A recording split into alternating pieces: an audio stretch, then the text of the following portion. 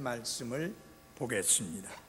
욥기 14장 16절에서 22절까지 말씀입니다. 이제 주께서 내 걸음을 세시오니 주께서 내 죄를 감시하지 아니하시나이까. 주께서는 내 범법을 자루에 담아 봉하시고 내 불법을 꿰매시나이다. 산은 무너져 반드시 없어지며 바위도 제자리에서 옮겨지고 물은 돌을 닳게 하나니 땅의 티끌 속에서 자라는 것들을 주께서 휩쓸어 가시며 사람의 소망을 끊으시나이다.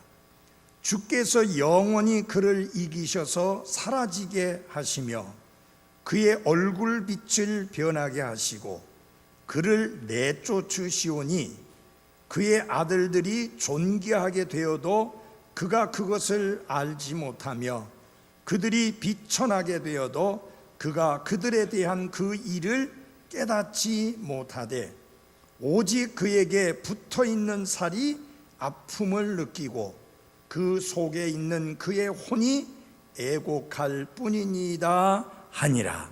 아멘. 22절까지 말씀을 보았습니다. 앉기 전에 한번 이 말씀 크게 한번 해보시죠. 시작. 너는 배워서 확신하게 된 것들 안에 거하라. 디모데 후서 3장 14절 말씀. 아멘. 앉아주시기 바랍니다. 고통은 그 누구도 피할 수 없습니다. 그리고 그 고통은 너무나 분명하고 빠르게 우리에게 다가옵니다. 그런데 왜 우리에게 고통이 있는 것일까요? 한마디로 그 답변은 이렇습니다. 여러분과 제가 이 지구에, 이 세상에, 이 죄 많은 세상에 마귀가 다스리고 지배하는, 죄가 통치하는 그 세상에 태어났기 때문입니다. 그래서 욥은 이렇게 고백을 했습니다. 불티가 위로 날아가는 것 같이 사람은 고생하려고 태어나느니라. 고생, 고통, 이것은 우리의 삶에 뗄래야 뗄 수 없는 현실이다 하는 것입니다. 이 세상은 온통 문제투성입니다. 왜냐하면 이 세상은 사탄이 통치하는 저주받은 땅이기 때문입니다. 남자들은 화성에서 온 것이 아니고 여자들도 금성에서 온 것이 아니라 우리는 다 이 죄 많은 세상에 태어났고 우리는 아담 안에서 태어났기 때문에 인생을 사는 동안 고통을 피할 수가 없습니다. 육신적인 고통, 정신적인 고통, 마음의 고통, 여러 가지 고통이 우리의 삶에서 떠날 날이 없습니다. 그런데 그 인생조차도 순식간에 지나가 버리고 마는 것이 바로 우리의 인생이다.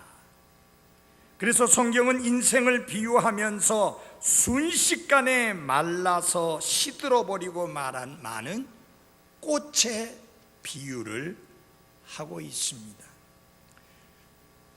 욥은 하나님 앞에 이렇게 항의를 합니다. 왜 흩날리는 낙엽과 마른 지푸라기 같은 자를 뒤쫓으려 하시나이까. 자신을 가리켜서 흩날리는 낙엽. 조금 있으면 낙엽이 많이 흩날리겠죠. 왜냐하면은 가을이 되면은 단풍이 들고 낙엽이 떨어지다 보니까 낙엽이 많이 흩날리게 됩니다.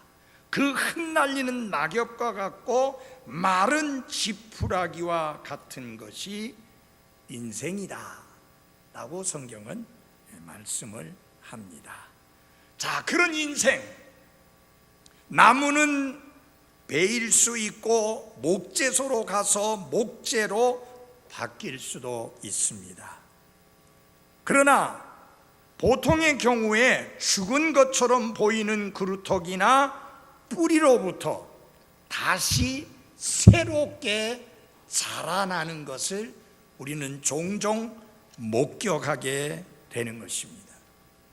그러나 사람은 한 번 잘리면 무덤으로 가게 되고 하나님께서 그를 무덤으로부터 불러내기 전까지 그는 그 무덤에 계속해서 머물러 있어야만 합니다.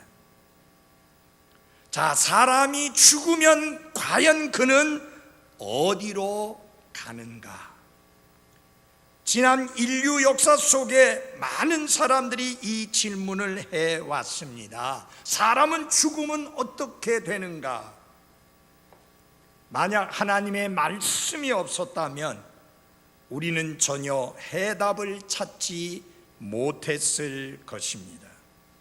그러나 하나님께 감사한 것은 하나님이 주신 그분의 말씀 때문에 우리는 사람이 죽으면 어떻게 되는지, 어디로 가는지 분명히 알게 된 것을 감사드립니다. 구원받은 사람은 육체로부터 떠나면 주님과 함께 있게 되고, 구원받지 못한 사람은 지옥에 던져지게 된다고 성경은 말씀을 하고 있습니다. 우리가 이 앞에 본 말씀을 보면 욥은 너무 고통스러워서 무덤 속에 숨어서 하나님이 자신에게 보이는 진노로부터 피할 수 있기를 바라는, 한마디로 말하면 이 세상의 삶을 마감하고 싶은, 그러면은 하나님의 진노가 없을 것이 아니겠느냐. 하나님의 진노하시기 때문에 자기가 이렇게 고통을 당하고 있다라고 생각이 되어졌기 때문에 내가 만약에 무덤 속에 들어간다면 그 모든 것이 사라질 것이니까, 하나님의 진노가 사라지게 될 것이니까 차라리 무덤 속으로 들어가서 무덤 속에 피하는 것이 더 나을 것이다 라고 하는 말을 합니다. 만약 그 말만 하고 끝나버렸다면 욥은 믿음의 사람이 아니죠. 그런데 무엇을 고백합니까? 자신이 새로운 몸으로 변화가 돼서 부활할 것을 고백합니다. 그 내용을 우리가 보면 14절을 보시기 바랍니다. 사람이 죽으면 다시 살리까 나를 위하여 정하신 시간에 모든 날을 내가 기다리되 변화가 내게 이를 때까지 기다리겠나이다. 주께서는 부르시겠고 나는 주께 응답하리니. 여기 주께서 부르신다는 말은 그를 죽음으로부터 일으킨다는 말이요, 무덤으로부터 불러낸다는 말인데, 그때 내가 주님께 응답하겠다는 말은 자신이 부활할 것을 확실하게 믿고 확신했다고 하는 사실을 보여주는 것입니다.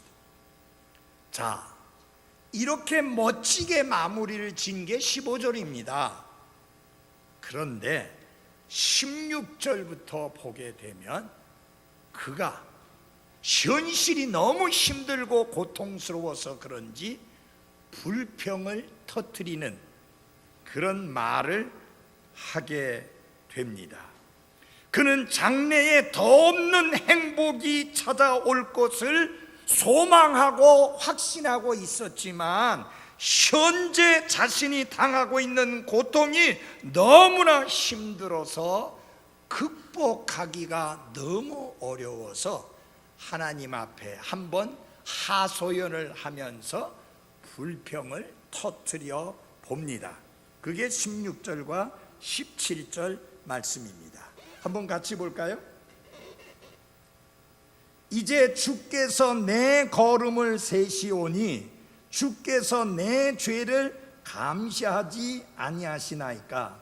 주께서는 내 범법을 자루에 담아 봉하시고 내 불법을 꿰매시나이다. 이 말씀의 의미는 잠시 후에 설명을 드리겠습니다. 한마디로 이 내용은 무엇을 말하는 거냐? 하나님 앞에 항의하고 불평을 털어놓는 그런 내용의 말씀입니다. 이제 지금 이 말씀 자체만 보면 욥은 풍성한 삶을 누리고 있지 않습니다. 거의 반쯤 죽은 상태로 배회하고 있다라고 말씀을 드려도 과언이 아닐 정도로 요 16절과 17절, 22절까지의 말씀 내용 속에서 보여진 욥의 모습은 상당히 영적으로 풍성한 삶의 모습이 아니라 불평이 그 마음속에 터져 나오는 아쉬운 모습이 16절에서 22절까지의 말씀입니다. 그러나 이 말씀 가운데는 여러분과 제가 꼭 배워서 우리의 삶에 실천해야 될 아주 중요한 원리들을 가르쳐주고 있습니다. 조지아주 애틀랜타 시의 연방교도소에서 목사로서 일하시던 파크 터커라고 하는 분이 계셨습니다. 자신의 인생에서 부딪히는 환경들에 대해서 너무 마음이 상한 나머지 낙심한 가운데 어떤 도시의 거리를 걸어가고 있었습니다. 이 길을 따라 걷고 있던 중에 그는 장례식장의 창문에 붙은 글귀를 보게 되었습니다. 그 내용은 이러했습니다. 당신은 왜 반쯤 죽은 상태로 배회하고 계십니까? 69달러 50센트만 지불하면 우리는 당신을 묻어드릴 수 있습니다. 사망 인증서 도장을 찍어 드립니다. 라는 내용이었습니다. 이 목사님은 그 글귀가 굉장히 익살스럽다는 인상을 받았습니다. 그러면서 그가 자신의 삶을 올바른 시각으로 바라보고 처신해야 되겠다고 하는 교훈을 얻게 되었습니다. 풍성한 삶을 살 수 있음에도 불구하고 이 풍성한 삶은 예수님이 약속하신 삶입니다. 내가 온 것은 양으로 생명을 얻게 하고 더 풍성한 생명을 얻게 하려 하십니다. 하나님은 여러분과 제가 영적인 생명을 얻은 것만으로 만족하지 않고 영적으로 풍성한 삶을 살기를 원하고 계시는데 왜 반쯤 죽은 사람처럼 배회하고 있는가? 라고 하는 것입니다.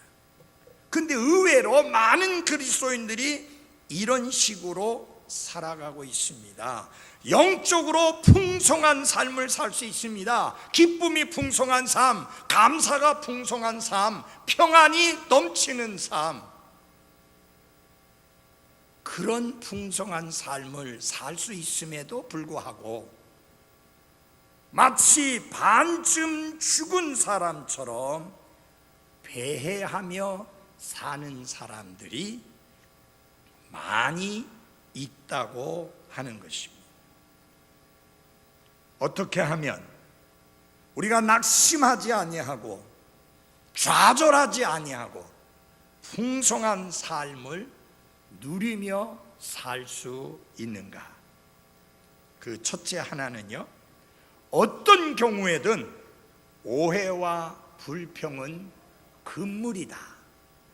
어떤 경우에도 하나님을 오해하거나 하나님께 불평하지 말라.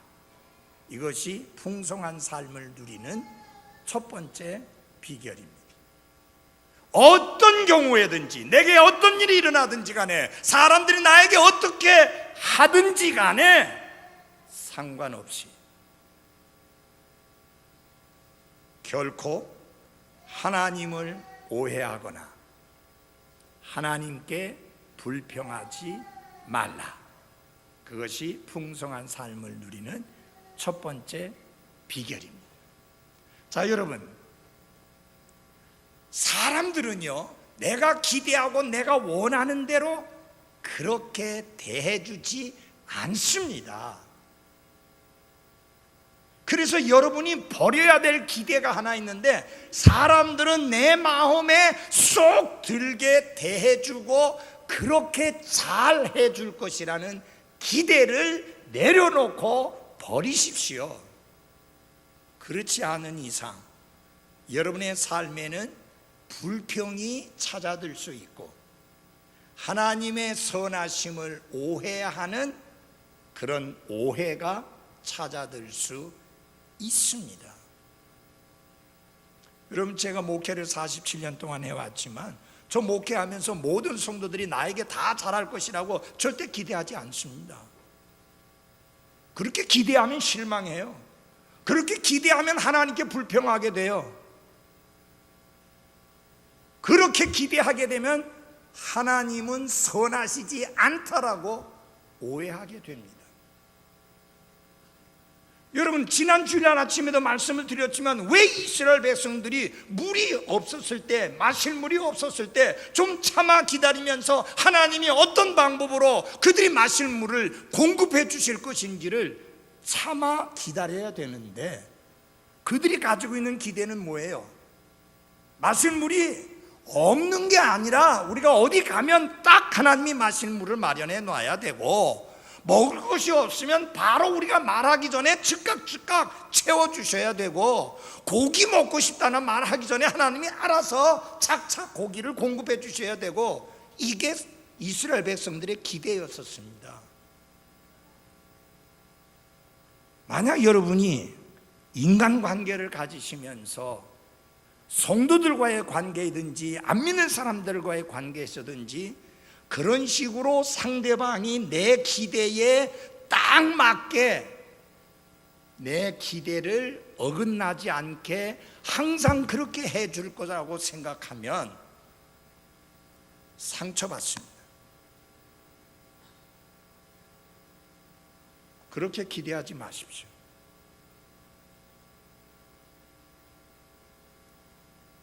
왜냐하면 사람은 그런 존재가 아닙니다. 여기 부목사님도 있고 전도사님도 있지만 부목사님과 전도사님이 내 기대에 딱 맞게 해줄 거라고 저 절대 기대 안 해요. 잘해요. 그러나 내 기대에 딱 맞게 할 거라고 기대를 안 해요. 왜요? 본인들도 인격을 가지고 있고 본인들도 분별력이 있고 본인들도 판단력이 있는데 어떻게 나하고 똑같이 딱 할 수 있겠어요? 그래서 잘못하는 게 아닌 이상, 죄 짓는 게 아닌 이상, 거역하고 대적하는 것이 아닌 이상 나하고 딱 맞지 않아도 그냥 넘어가야 돼요. 자, 제가 한번 예를 들어볼게요. 아까 부목사님이 도착했다고 저한테 전화가 왔어요. 내 기대는 뭐냐? 올라와서 목사님 왔습니다, 잘 다녀왔습니다 해야지 돼요. 그거 내 기대예요. 나는 전에 어른을 모시고 있을 때 그렇게 했어요. 근데 부목사님은 그렇게 습관이 안 돼 있어요. 보통 보면 그냥 전화로 왔습니다 해요. 그러면 왜 올라와서 얼굴을 보여주면서 말 안 하고 왜 전화로 하느냐? 그러면 안 돼요. 내가 그렇게 했으니까 모든 사람이 다 그렇게 해야 된다고 하면 안 돼요. 그러면 실망해요. 그러면 상처받아요. 여러분들도 마찬가지입니다. 여러분의 기대에 맞게 해줄 거라는 생각을 접으십시오. 거역하고 대적하고 공격하고 비난하지 않은 이상 감사함으로 받으면 됩니다. 자녀들에 대해서도 마찬가지예요. 그래서 어떤 경우에든지 오해와 불평은 금물이다. 풍성한 삶을 누리기를 원한다. 자, 욥은 하나님께서 끊임없이 자기를 괴롭힌다고 생각해서 빨리 이 세상을 떠나 저 세상으로 가는 변화가 일어나기를 갈망했습니다. 그런데 그게 현실로 이루어지지 않아요. 하나님이 안 데려가시는 거예요. 그러니까 이제는 어떻게 하나님 앞에 불평을 하느냐? 하나님이 너무 자신에게 공의를 엄격히 적용해서 자신이 힘들게 지내고 있다라고 불평을 하는 겁니다. 그게 16절과 17절인데 여러분 그 내용을 주의 깊게 봐주시기 바랍니다. 이제 주께서 내 걸음을 세시오니, 그건 뭐냐? 나의 모든 행동을 철저히 감찰하시니, 그 뜻입니다. 그 다음에 주께서 내 죄를 감시하지 아니하시나이까, 그건 뭐냐? 죄에 대해서 형벌을 가하기 위해서 눈을 벌겋게 뜨고 감시하고 계신다. 주께서는 내 범법을 자루에 담아 봉하시고 마치 무슨 굉장한 보석을 담아 놓는 것처럼 나의 죄를 입증하기 위해서 보존된 많은 증거처럼 그것을 딱 봉에 담아 두시고 내 불법을 꿰매시나이다. 미래의 형벌을 베풀 때까지 그것을 조심스럽게 보관을 하고 계신다. 그런 말이에요. 자, 여기서 하나님의 가혹함에 대해서 욥이 크게 오해하고 있는 것을 볼 수 있습니다. 하나님이 자신의 잘못된 것들을 지나치게 꼼꼼하게 기록하셔가지고 그 모든 것들을 잘 보관했다가 나중에 나를 벌 주시기 위해서 잘 싸매고 봉하고 보존하고 계시다. 그렇게 오해를 한 거예요. 여러분, 하나님이 그런 하나님인가요? 아니에요. 하나님의 선하심에 대해서 욥은 너무나 오해하고 있습니다. 물론 하나님은 우리의 모든 죄들을 다 보십니다. 우리 마음속에 있는 것까지도 다 보십니다. 그러나 하나님은 우리를 벌하실 때에 결코 가혹하게 벌하시는 그런 하나님은 아니십니다. 언제나 하나님은 긍휼이 풍성하신 하나님이라 우리의 허물과 우리의 잘못과 우리의 불순종과 우리의 범법을 새겨볼 때 사실은 하나님이 우리를 벌준 것이 훨씬 더 가볍습니다. 우리의 죄보다 훨씬 더 가볍게 벌 주시는 하나님이 바로 선하신 하나님 맞습니다. 근데 문제는 여기 지금 욥이 잘못 말하고 있는 게 뭐냐면은 사실상 그가 말하는 내용은 구원받지 못한 불신자들을 향한 심판에 관한 내용을 지금 말하고 있는 것이지 그리스도인 하나님의 사람, 믿음의 사람에 대하여 말하고 있는 내용이 아니에요. 잘 보십시오. 하나님은 실제로 진노하는 날, 심판하시는 그 날을 대비해서 회개치 않는 자들의 죄를 봉하시고 꿰매 두시지만은 자신의 자녀들의 죄들은 기억도 안 하시고 다 잊어버리시겠다고 약속해 주셨습니다. 여러분, 여기 16절 17절의 내용은 뭐냐? 하나님이 끝까지 회개치 않는 자들에 대하여 하나님께서 취하시는 행동을 묘사한 것은 맞는데 하나님의 자녀들에 대한 내용으로는 맞지가 않습니다. 여러분 잘 들어주십시오. 하나님께서 여러분을 혼쭐내기 위해서 여러분의 죄들을 어떻게 봉하시고 그 다음에 꿰매셔가지고 잘 보관해 놨다가 그걸 들고 나오셔가지고 그걸 보여주면서 네가 이런 짓을 하지 않았느냐라고 우리를 혼내주는 그런 하나님이 아니다. 그래서 여러분 여기 욥의 오해가 무엇이냐? 하나님의 선하심에 대한 잘못된 오해를 하면서 불평을 하는 것입니다. 여러분 하나님은 뭐라고 말씀하셨어요? 내가 그들의 죄들과 불법들을 다시는 기억하지 아니하리라 라고 말씀을 하셨습니다. 그리고 동이 서에서 먼 것 같이 그분께서 우리의 범법들을 우리에게서 멀리 옮기셨다고 말씀하셨습니다. 그리고 네 범법들을 치워버리는 자니 내가 네 죄들을 기억하지 아니하리라고 말씀을 하셨습니다. 그러니까 하나님의 선하심에 대한 오해, 그것이 무엇을 낳았어요? 불평을 낳았어요. 저는 그 시편 기자의 다윗의 고백을 참 좋아합니다. 사망의 컴컴한 골짜기도 통과했고 여러 가지 힘들고 어려운 상황을 많이 경험했지만 그가 이렇게 고백합니다. 내 평생의 선하심과 긍휼이 정녕 나를 따르리니 내가 주의 집에 영원히 거하리로다.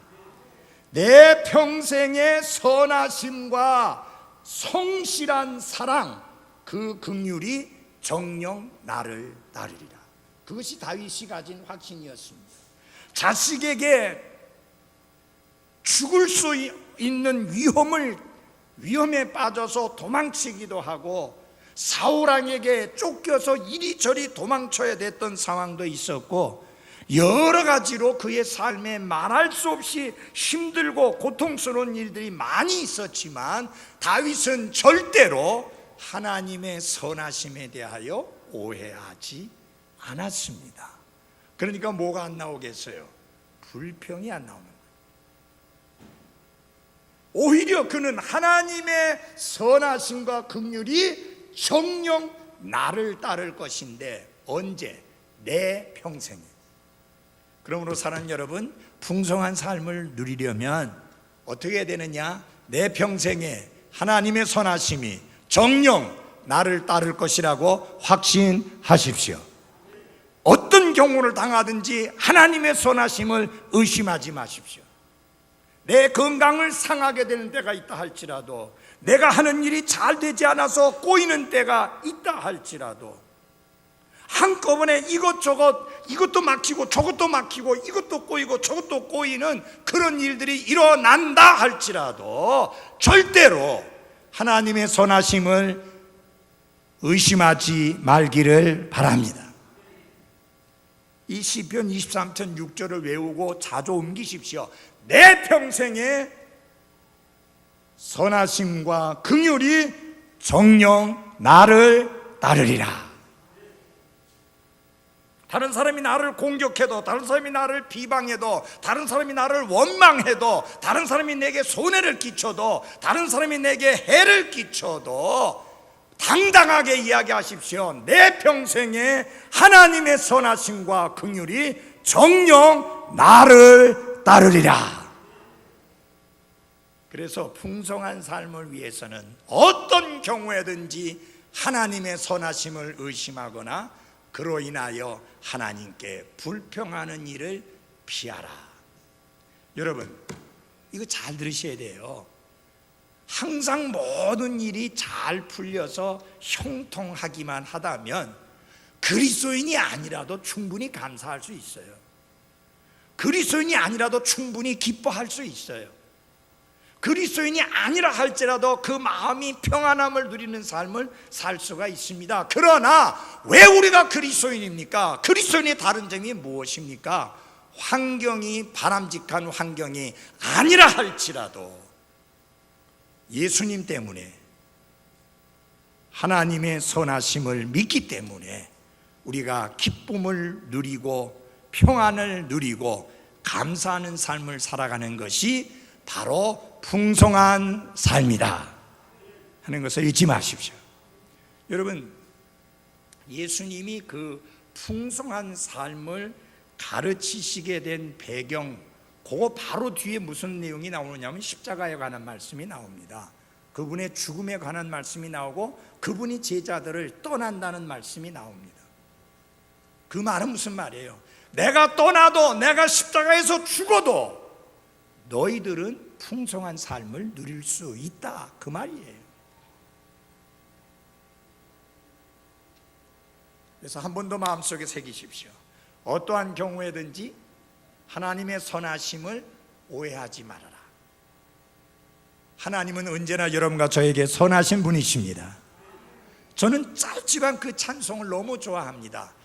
God is so good. 좋으신 하나님, 선하신 하나님. He is so good to me. 그분은 나에게 참으로 선하신 분이시다. 어떤 경우에도 상황이 뒤틀리고 환경이 나빠지고 어려운 일들이 엄습하고 일들이 꼬이는 상황이 된다 할지라도 잊지 말아야 될 것은 하나님은 나에게 선하신 분이시다. 그걸 잊지 말아야 됩니다. 절대 하나님의 선하심을 오해하지 말기를 바랍니다. 그래야 불평이 사라집니다. 자, 한번 하십시다. 하나님은 선하신 분이다. 언제? 항상, 언제나 그분은 선하신 분이십니다. 그러므로 하나님의 선하심을 오해하지 않게 되면 불평도 하지 않게 되는 것입니다. 불평하는 삶에 무슨 풍성한 삶이 있어요? 원망하는 삶에 무슨 풍성한 삶이 있습니까? 그리스도인의 삶 속에서 아주 축출시켜버려야 될, 쫓아버려야 될, 내쫓아버려야 될 것이 있는데 불평과 원망입니다. 여러분, 광야를 여행하던 이스라엘 백성의 특징이 뭐예요? 불평과 원망이에요. 풍성한 삶에는 불평과 원망이 자리할 자리가 없어요.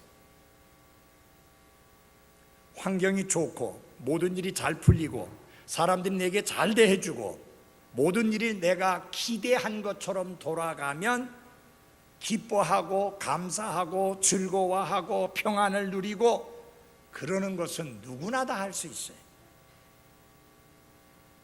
그러나 풍성한 그리스도인의 삶을 사는 사람들은 그 모든 것들이 반대로 돌아간다 할지라도 기뻐하고 감사하고 즐거워하고 풍성한 삶을 누리는 게 특징인 것입니다.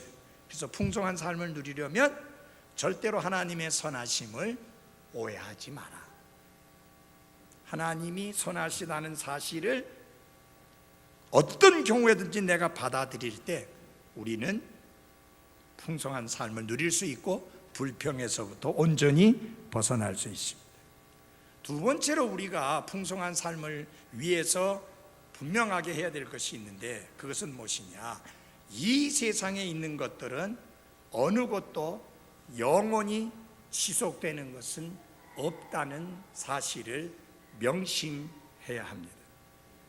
사도 요한은 이 사실을 요한일서 2장 17절에서 이 세상도 그 정욕도 다 사라진다, 지나간다. 그러나 하나님의 뜻을 행하는 자는 영원히 거하리라.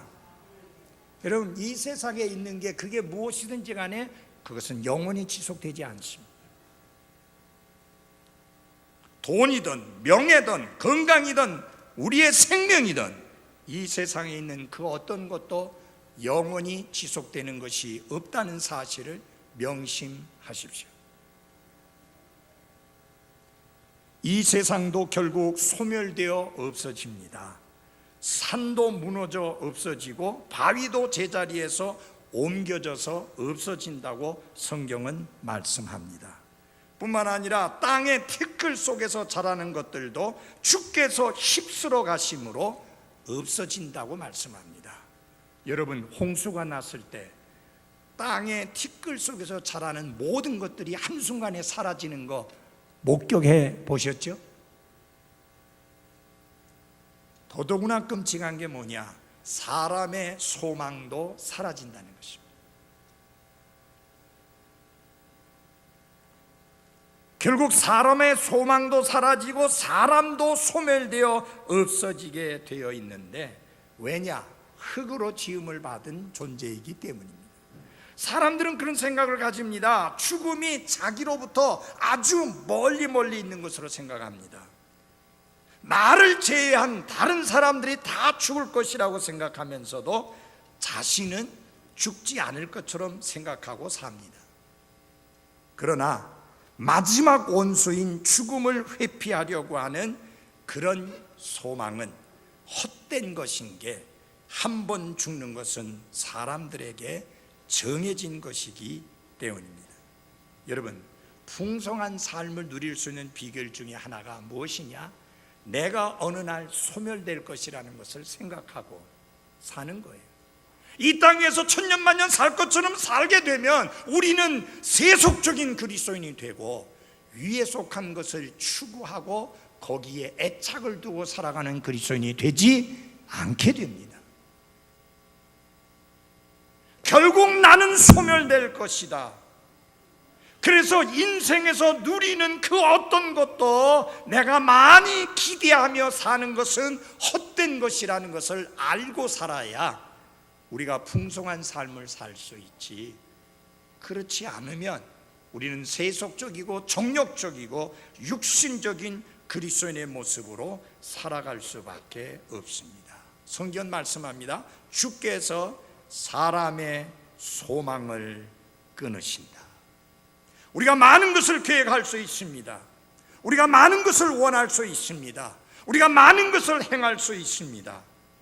그런데 죽음이 우리를 부르면 그 모든 것을 다 놓고 가야만 하고 떠나야만 합니다. 그래서 여러분, 내가 산도 소멸되고 바위도 소멸되고 이 땅에서 생산하는 모든 것들이 소멸되는 것처럼 나 또한 소멸될 것이라는 것을 명심하며 살아야 합니다. 알렉산더 대제는 불신자였습니다. 근데 그는 인생이 길지 않고 짧고 결국은 한 줌의 흙으로 돌아갈 수밖에 없는 인생인 것을 알고 그것을 스스로에게 되뇌고 스스로에게 각인시키기 위해서 그의 사무실에, 그의 집무실에 해골을 갖다 놓고 근무했다고 합니다. 그리고 매일 아침 그 집무실에 갈 때마다 알렉산더야, 너는 어느 날 저 모습으로 돌아갈 것이다. 그리고 그가 죽을 때에 장례를 지내는 부하들에게 부탁을 했습니다. 나를 관에 넣고 그 다음에 관에 구멍을 뚫어서 내 손, 양손이 밖으로 나오게 장례를 지내라. 내가 세계를 제패한 왕이지만 죽을 때는 아무것도 가지고 가지 못한다는 것을 보여줘라. 사랑하는 여러분, 우리는 아무것도 가져갈 수 없습니다. 그러나 감사한 것은 하늘나라에 아무것도 가져가지 못했지만 하늘나라에 보낼 수는 있습니다. 그래서 성경은 그렇게 말합니다. 보물을 하늘에 쌓아두라. 쌓아두는 일은 할 수 있는데 들고 챙겨서 갈 수는 없습니다. 여러분들은 하늘나라에 보물을 쌓아두는 삶을 살고 있습니까?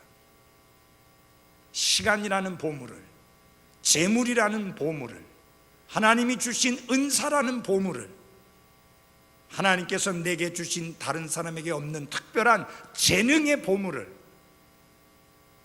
그리고 그 무엇보다도 귀중한 여러분 자신이라는 보물을 하늘나라에 쌓아두는 삶을 사는지 돌아보시기를 바랍니다.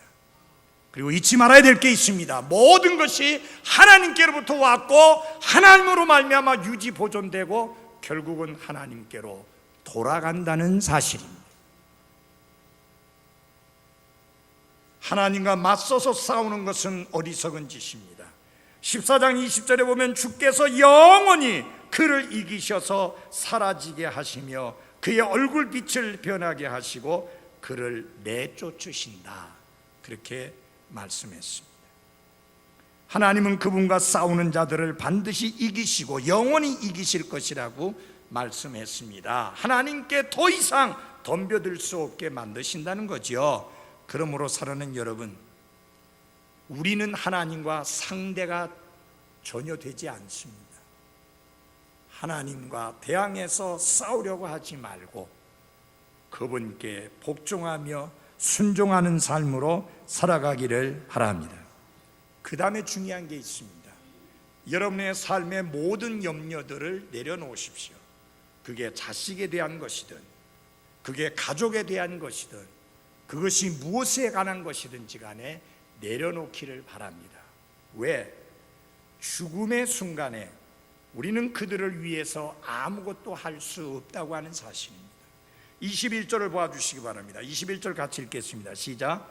그의 아들들이 존귀하게 되어도 그가 그것을 알지 못하며 그들이 비천하게 되어도 그가 그들에 대한 그 일을 깨닫지 못하다.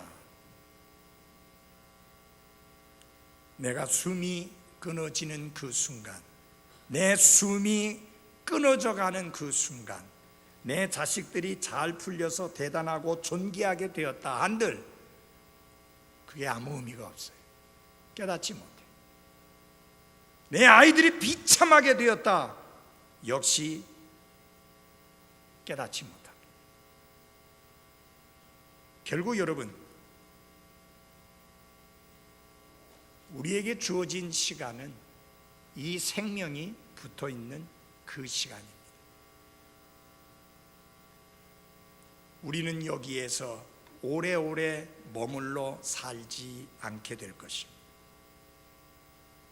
왜냐하면 한 번 죽는 것은 사람들에게 정해진 것이기 때문입니다. 얼마를 우리가 이 땅에서 살게 될지 모르지만 기도하고 바라는 것은 여러분의 삶이 그리스도 예수님 안에서 풍성한 삶이 되기를 바랍니다.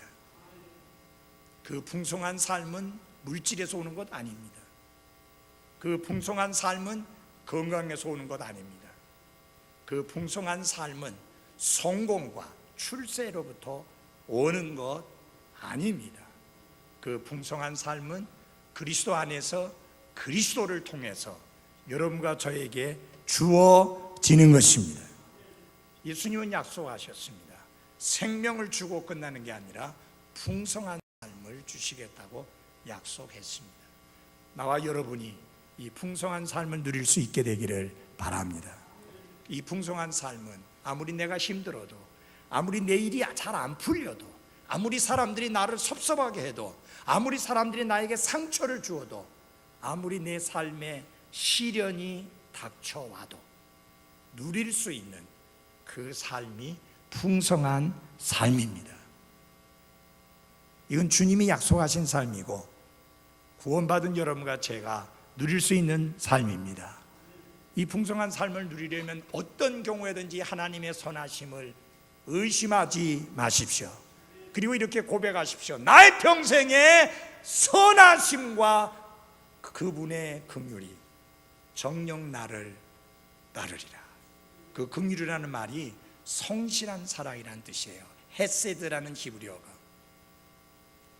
하나님의 선하심과 성실한 사랑이 정녕 나를 따르리라.